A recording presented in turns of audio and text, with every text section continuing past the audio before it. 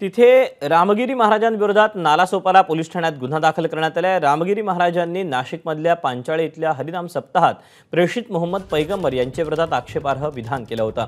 त्यांच्या विरोधात हिंदू मुस्लिम एकता सामाजिक संस्थेचे अध्यक्ष अहमद युसूफ मेमन यांनी तक्रार नोंदवली होती। त्यांच्या तक्रारीवरून हा गुन्हा दाखल करण्यात आला।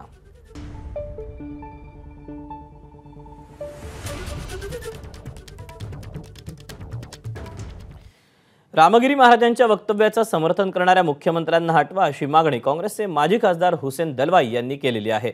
रामगिरी महाराजांना अटक झाली पाहिजे असं देखील हुसेन दलवाईंनी म्हटले। उद्या कोणी रामाबद्दल बोललं तर चालेल का असं हुसेन दलवाईंनी म्हणत विचारणा केली। नितेश राणे लहान आहेत, त्यांचा काहीही अभ्यास नाही, कसं बोलावं हे राणे साहेबांनी नितेशला सांगायला हवं असं हुसेन दलवाईंनी म्हटलंय।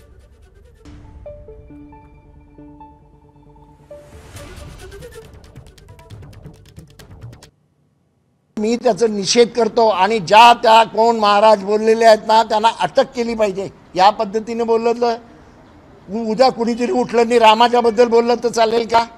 आपला समाज असा आहे की आपण एकमेकांच्या धर्माची एक आदर करतो। या देशाची संस्कृती ही आहे, त्यांना संस्कृती बदलायची आहे आणि असं म्हणून समाजामध्ये वितुष्ट निर्माण करण्याचा प्रयत्न करत असताना मुख्यमंत्री जर असं म्हणत असेल तर त्या मुख्यमंत्र्याला हटवला पाहिजे। असला मुख्यमंत्री चालू शकत नाही। मुख्यमंत्र्यांनी काहीतरी डोकं चालून काम करावं असं माझं म्हणणं आहे। तो फार लहानच आहे, त्याच्या संबंधामध्ये मी काय बोलू? त्याच्याबद्दल मी माझ्यासारख्याने बोलणं पण बरोबर नाही, मी त्याच्याकडे दुर्लक्ष करतो। पण जे मला स्वतःला असं वाटतं राणे साहेबांनी त्याला जरा थोडं ज्ञान द्यावं। एकदम तुम्ही राजकारणात अशाच मुलांना आणता ज्यांना काय कसलंच ज्ञान नाही, त्यांना न कुठल्या धर्माचं ज्ञान आहे, त्याला हिंदू धर्म तरी कळतो का? अशा लोकांना कशासाठी आणता आणि काही बोलतात ते?